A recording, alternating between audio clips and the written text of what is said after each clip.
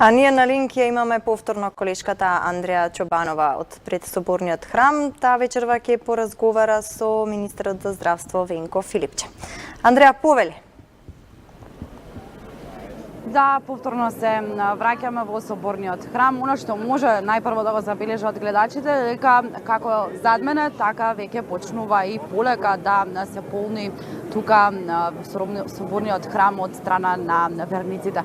Неколку минути не двојат од почетокот и на богослужбата од страна на господин Стефан, која би требало да започне во 23 часот и 15 минути, па се до негде означувањето, односно дополнок до означувањето на Христосовото воскресение. Спомена и ти, денеска во соборниот храм присуствува министерот за здравство Венко Филипче заедно со своето семејство. Господине Филипче, најпрво ви благодарам на овој ваков убав ден што гостувате во живо програмата на Еден ТВ. Сакам најпрво да ве прашам како вие го чувствувате Великден како празник. Од секогаш се прославувал овој најголем празник во моето семејство, традиционално во духот на традиција со фарбање на јајца и заеднички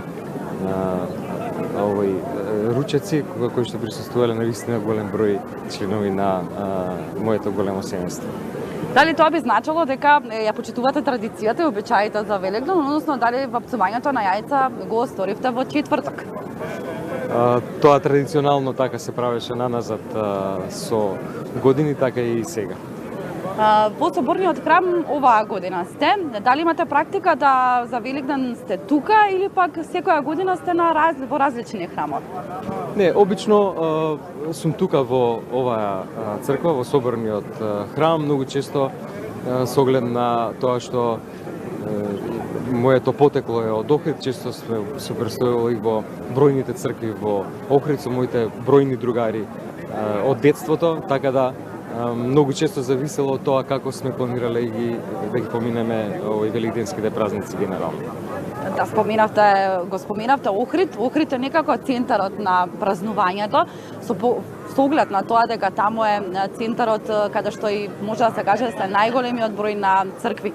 Кога може ли да направите една паралела, односно разлика, дали има некоја разлика помеѓу празнувањето во Скопје или пак празнувањето во Охрид е побаво во овој дел?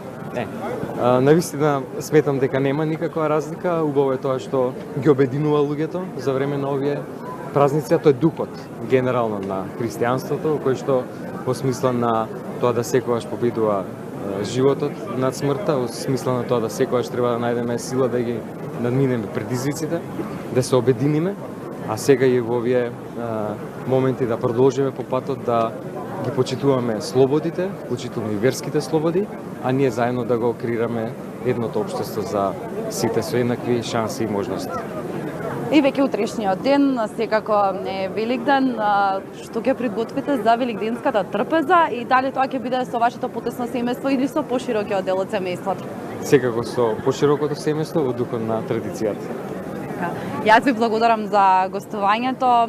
Пред се би сакала да ви честитам на Великден. Се наоѓаме точно некаде од за краток период ќе биде и чествувањето на Великден. Од тука Александар и Лепа би сакала да се одјавам, меѓутоа остануваме и понатамо да ја следиме атмосферата во соборниот храм.